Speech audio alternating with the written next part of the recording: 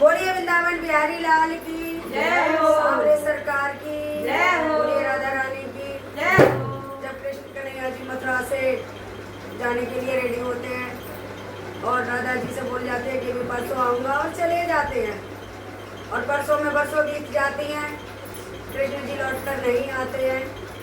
उनकी याद में कभी मधुबन में बैठती हैं तो कभी कहीं जाती हैं, कभी मंदिर में बैठती हैं, कभी उनको बहुत याद करती हैं। आखिरकार उन्होंने बहुत दिनों इंतजार किया और कृष्ण जी नहीं आए तो उन्हीं के लिए एक भजन मेरे पिताश्री ने रचा है अपनी पेन से, अपने हृदय से। तो इसके रचयिता हैं श्री राजकिशोर शर्मा जी। आइए सुनते हैं और लाइक शेयर कमेंट करके जरूर बताएं कि आपको ये भजन